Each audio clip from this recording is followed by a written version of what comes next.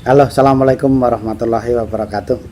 Pemirsa sekalian yang berbahagia, untuk menjawab pertanyaan pada hari ini ada pertanyaan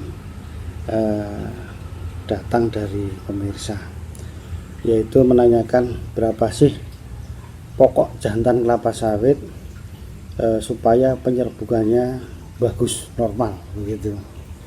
Nah, ini pertanyaan ringkasannya seperti itu. Jadi ini langsung kami jawab.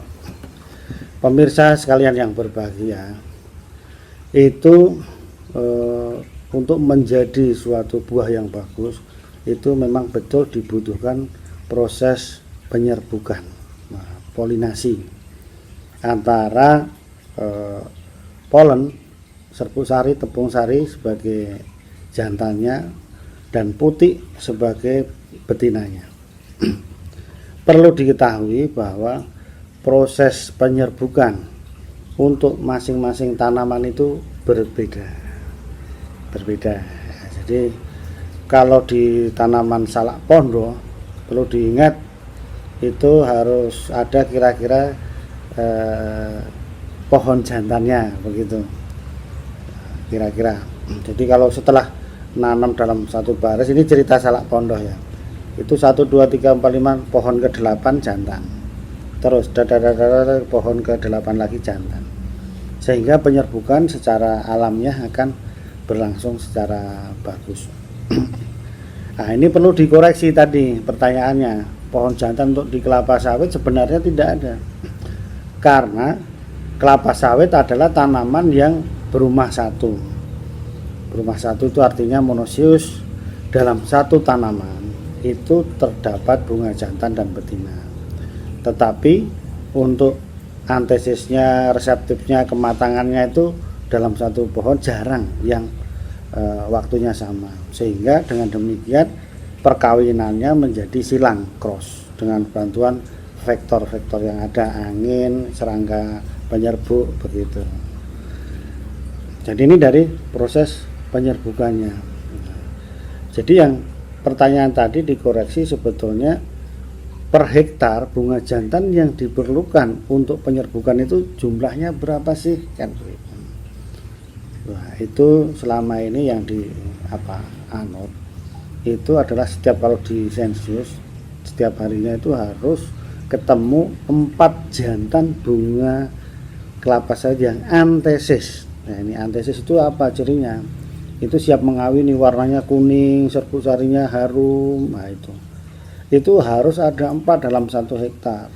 Nah, itu yang dibutuhkan untuk mengawini bunga-bunga betina putiknya. Nah, ini dalam siklus tiap harinya, karena putik ini siap dikawininya itu kan 3 sampai 4 hari gitu kira-kira. Nah, memang ada yang 2 hari sudah mulai ada yang sampai 5 hari, tapi rata-ratanya kan 3 sampai 4 hari. Oleh karena itu ini berkaitan dengan jumlah eladibius tadi. 4 itu biasanya kalau umur tanamannya itu di bawah 14 tahun atau masih muda, ukurannya masih kecil, eladibius yang pernah kami hitung itu dalam satu bunga jantan antesis itu jumlah eladibiusnya itu biasanya 5.000 ekor. Nah, kan gitu.